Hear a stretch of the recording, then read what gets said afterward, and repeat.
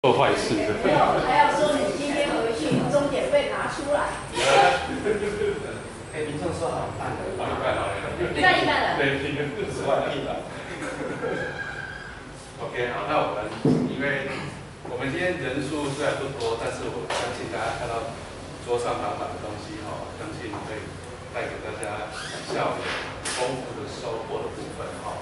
然后因为应该还有一些老师大家是初步组上，那我们时间把握，就欢迎那个舞蹈团永远的一哥啊，好，对啊，志豪老师哈，我们掌声欢迎。那个就是大家互相鼓励的。因为以前我也是过来人，要办研习活动其实是很辛苦。以台湾现在目前的环境来讲，要老师在课程当中还要另外多时间来参加研习，那这真的很难的。其实我个人的中心信仰就是说，我常常去别的地方演讲，然后当地的课督也好，或者辅导团也好，说这老师，前一天跟我说，我们报名的人数真的很少。然后呢，我听到这句话，我马上就跟他讲说，麻烦你把这句话吞回去。为什么？教育的品质不是因为人数有多寡，老师也不能说因为我们办的研习老师来的多寡，来同样一个办这样研习的活动。其实我觉得那是对一个人的基本的尊重，所以其实也是我们老师在看到孩子的时候，也应该是尽量一视同仁，就是养成习惯，每一个孩子都值得，都值得，而且呢，他们都有权利，能够接受老师最好的。那今天呢，其实我是受民众老师之托，来跟各位分享一下，就是生活课程。现在目前12年国教在生活课程上面的转变，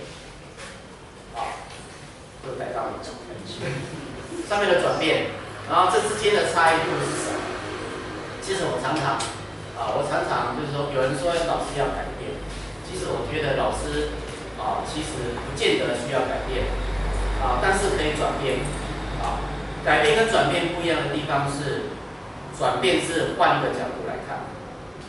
那其实你本身的修为、本身的知识、你本身的观念、你本身的教学的一个认知，其实都不会变。改变是什么呢？改变是一个人遇到了一个你很彻底的一个觉悟，受到很多启发。有人是因为遇到挫折，所以你要彻底的把我们整个的改变，那是很困难的事情。所以我通常不喜欢做这种事情。那转变靠缘分。什么是缘分呢？我们今天你接触到我的东西，我跟你分享，然后大家见面就是一个缘分。好，那今天的题目呢是拥抱简单，就是环境之美。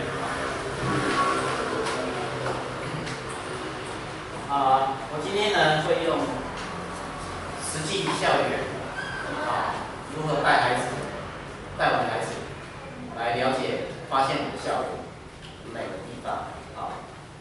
那这个是不容易做的事情。为什么？因为美这个定义大家的感觉都不一样。但是呢，我跟孩子讲，美是一种密码。现在以年轻人来讲，我们现在的孩子是生活在未来时代，但是我们老师常常要用我们10几年前的经验来教将来面对10年以后变化的孩子。所以这一点，我们老师一定要稍微做一个调整。那么以校园的环境的美感元素来当例子，所以呢，待会我们一起来带孩子探索校园。我把这一次的题目叫做“美的密码”。那以我的经验呢，一般来讲，我们这个1点半的时间到2点，就是大概人类最休眠的状态，因为刚吃饱嘛。这种天气其实睡个午觉是最好的。那待会呢，就是说我大概简单的跟各位分享一下，这个林总老师，那是我整理出来的，这是12年国教整个的核心素养，就是不管是哪一个领域，它最后要通到的是一种素养。那各位可以看一下，其实经过那个联合国教科文跟其他各国，我们以前的9年一贯那个能力的英文字，是跟现在12年国教的素养两个是同一个英文字。那为什么我们要讲素养呢？我去大陆跟他们接触的时候，现在大陆也在推素养。我2年前去广西，看到他们孩子的联络簿，他们联络簿上面印的是什么？知道吗？学习素养簿。我看到马上立正敬礼。他们平常老师就是在打孩子的素养分数，然后他们素养的分数，我上网去查，他们记分记得很清楚，他会分学科的学习，还有活动课程的学习。那活动课程的学习包括社团参与，你想想，是不是都跟我们类似？就是我们就是没有去彻底的执行，因为可能太民主了。好，那这个素养其实我印象很深刻。他用什么为例子呢？过年前我去国教院，去那个国立编译馆，听国教院的研究员在描述，他以小琪为例子，比如小琪骑了脚踏车出去，骑，受伤了，那小琪就用什么东西他可以处理？就是说他把小琪的学习一连串的动作把它化为素养。那其实他要呈现的是什么？就是说，孩子能够在我们这个课堂上的学习以后，他出去面对生活的事情，他可以去解决。大陆用什么例子呢？大陆用司马光小时候的故事。我们知道司马光小时候是做了什么事？打破水缸。对，好，你知道吗？他从司马光要打破水缸这件事情，他就开始分析司马光应该具备哪些素养。第一个，自然科，第一个人的纠结。我要不要救人？对不对？小朋友掉下去了我要不要救他？好，那我要救他的时候，我怎么救他？思考、解决问题的能力。好，再来，水缸这么大，我要跳下去把它捞出来吗？不太可能。所以这个时候他运用到什么素养？石头可以击破水缸，自然科学的力道。好。那我要拿多大的石头？我要把水缸砸破。好，为什么要把水缸砸破？要砸哪里？砸上面还是下面？因为水往低处流，所以一定要砸下面。因为砸下面水往低处流，流出来以后，它的水面降低，水面降低以后，孩子他就会存活。好，那他们就用以司马光打破这个水缸的例子来诠释他们所要推的素养，就包括对问题情境的判断、分析，然后呢提出解决的方法。好，我把这个转化到这边。之前之前9年一贯的生活课程，我们常常会教孩子，比如说分得很细，比如玩磁铁，我就为了要做这个磁铁，但是为什么要玩磁铁？跟生活没办法连接。好，所以现在呢，就是讲究的是脉络化的学习情境，就是说。整堂课你要让孩子你要有一个设定的一个目标，它是有脉络的，而不是断裂的。这个问题从一而终产生的时候，到最后贯彻都是在这个问题的核心上面。所以最早要找出这个问题的核心，那个原点不是从老师身上，而是要从孩子他所发现的问题，他才能够被称为我们讲的，我们要回归孩子身上。这个才是真正的，不是老师我都设想好给你。好，那整个第二个就是教师教或者学生制定的工作任务，这是2个层面。第一个老师根据小朋友发现的，我们大家来有个问题存在，我们大家老师就分配给你，你要去做什么？那你们就是讨论去做。好，那是一种行动。中间这个最重要，就是现在要诊断。包括现在目前新的课本都在编，所以审查委员他一定会对每个教科书的教科书审查里面的教学活动，你有没有保留活动设计，让学生有思考跟讨论的机会？为什么他要思考？他要采取行动，尝试达成任务的方法跟策略，在这个过程当中就可以达到生活能力。好，那么这里面我把它归纳起来，它只有一个学生反思跟自我调整，所以它其实是一个情境脉络以后回来要判断说这个行为的适切性。好，那现在我把它归纳成6点，啊，这是我归纳的，就是说你的问题提示跟发想。它是针对，就是说发现问题的时候，还有引你主动觉知跟探索，主动觉知，要让孩子去主动觉知，再来建立探索步骤跟方法，这个很重要，这个叫效率。就我们现在做事情要有效率，这个就是目前我们所有的科目里面生活课程比较能够达到的，尤其1、2年级要进入这个态度。再来实验比较跟归纳，还有操作记录跟分享。再来，最后表现跟发表。那表现跟发表扣回来，中间就要有这个反思的行为。所以我把它归纳出来以后呢，在检视教学设计的时候，就要按照这个来检验你的教学设计有没有这些行为，有没有设计这些活动。好，所以等一下呢，我们等一下要走出去。好，我们等一下要走出去以后来试一下。好，这里面有哪些问题？我是觉得经过这样实际的操作。我们来讨论一下现场操作有什么问题。好，那么这边有一个教学案例跟各位分享一下，我觉得这个很重要。从一面叶子开始，好，我们在上生活课，这是我大概退休前2年回学校上的一个单元，因为上生活课程。但是呢，我们学校是我们学校说的是切开的。什么叫切开？就是体验老师就上，他会上，然后呢，音乐一定切出去，美劳就切给我。我说我的天啊，生活课程每个礼拜有2节，是我要上的，连1个礼拜2节，我在社团单元怎么够呢？所以我就兼上职了。所以在让孩子观察的时候。那时候就看课本写的，他背后要做什么？要去观察叶子，要去收集叶子，然后收完叶子以后呢，要去做表现。后来我在收集这个叶子过程当中，刚好有一个孩子问我一件事，我就是因为这个契机改变了我的观念。有孩子问我，老师，这个叶子。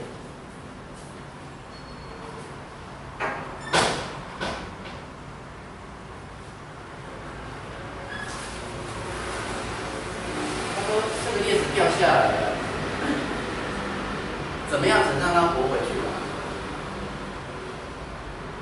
我教书20几年来，我从来没有遇过这个问题。我们以前老师也会叫我们思考这个问题。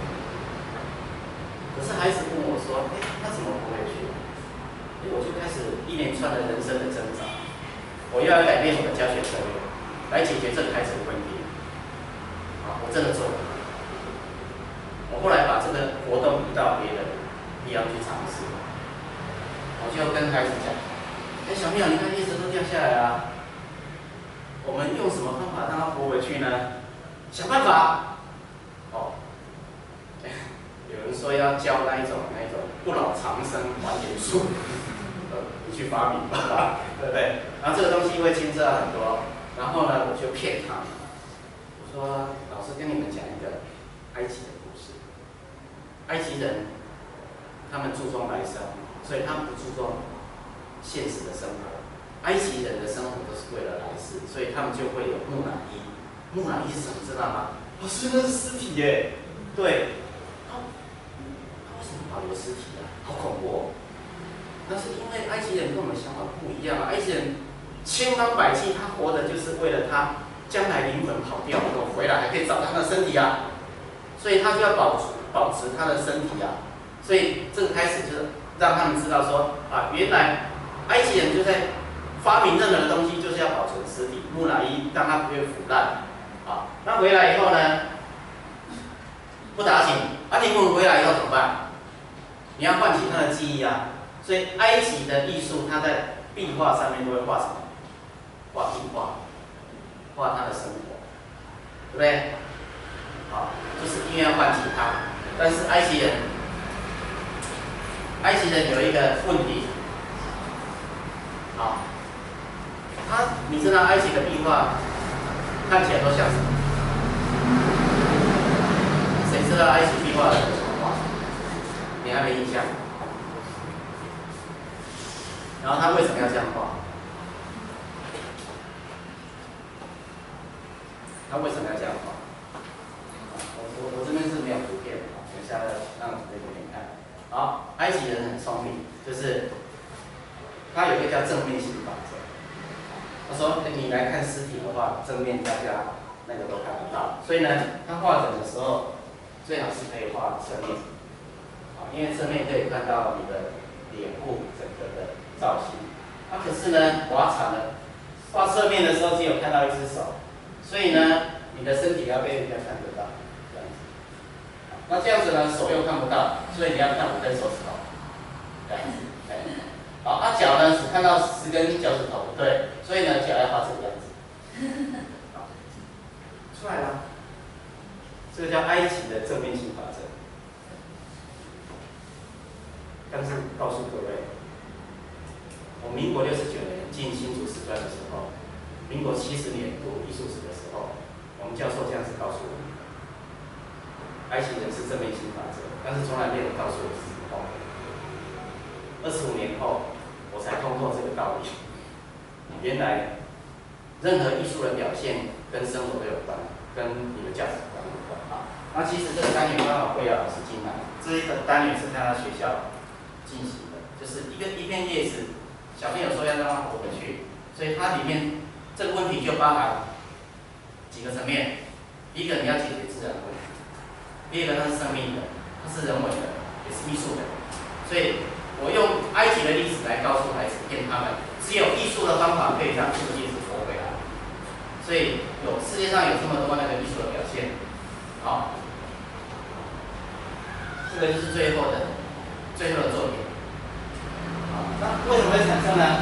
孩子他们就想了，叶子活着它需要水分，好，所以他们想要再制造一棵树，让他们活回去，好，那回去的时候呢，这里面呢就有几样事情要解决。所以他用什么材料？吸管。那以孩子的认知，吸管是要吸水用的，吸东西，所以他觉得说那个树有一个吸管通到地底下，把水吸上来，所以他们用吸管变成枝干。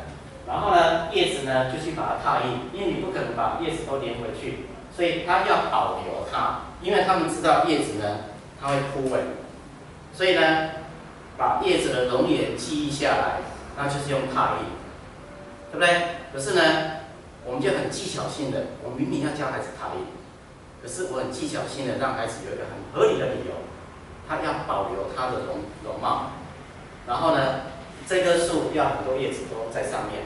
所以他就去找很多叶子来，就尽量收集，然后就把它钉上去。好，再来，树出来以后很无聊，谁要陪伴它？昆虫就来了。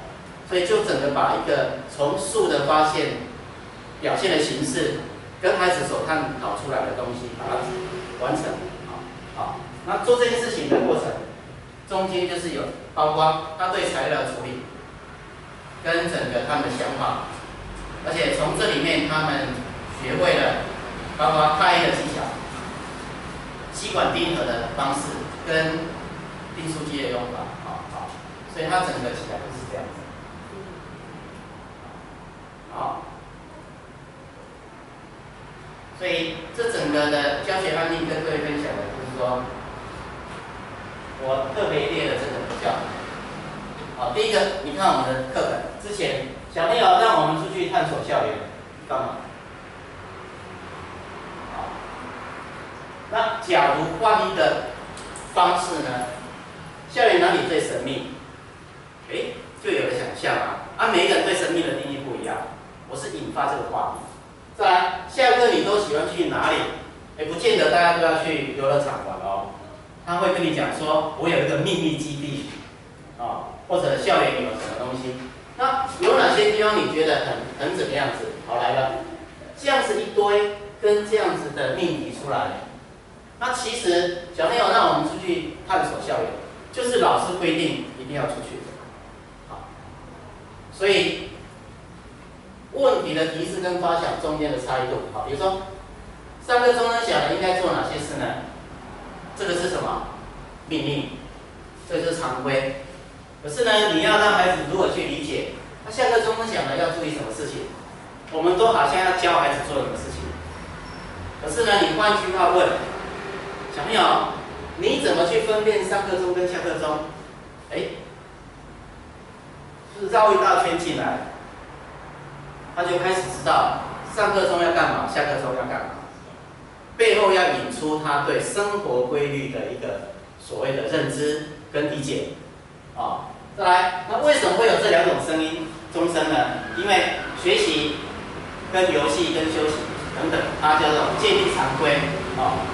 那你听到这两个钟声会有什么想法跟动作？就可以开始进入探讨上课跟下课这两件事情，就慢慢后面的活动就进来了。所以其实我们在转化课纲过程当中，我觉得要用以前的例子，比如说你观察自己回家路途中印象最深的题目，并把它画下来，这个就是交互任务。但是呢，有没有不一样的方式，有不同引导方式？来，同样做这件事情。比如说班上有好多同学，你认识了哪些人呢？那你问我这个要干嘛？所以以后我们要注意一下，当你下这个命题的时候，对孩子的生活它有什么意义？所以你换句话说好多新同学大家在一起，你不见得每个人都知道。你心目当中有没有很想要认识谁的？请你先写下来，对不对？先把问题丢回去给他，然后他就开始我可能我喜欢，但是要讲理由，我为什么要认识他？接下来就可以把这个问题丢出来。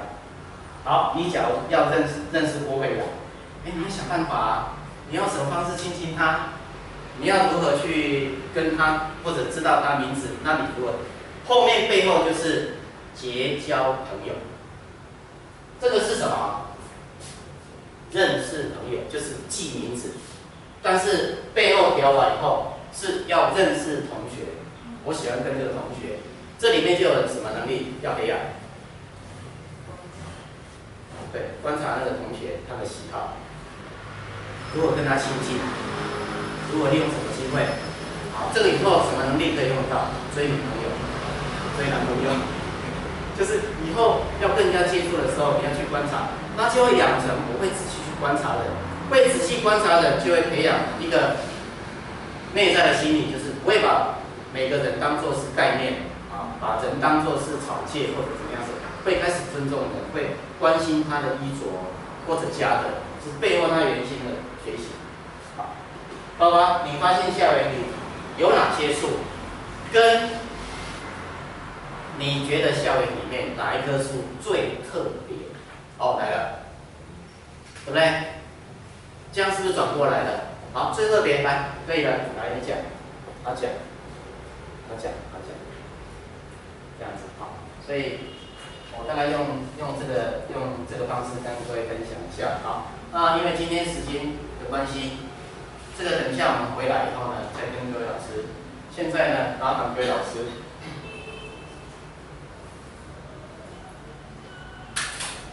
先移架一下，麻烦你拿2张，里面有2张，对，一张黄色，一张绿色，好，然后把你的笔带着。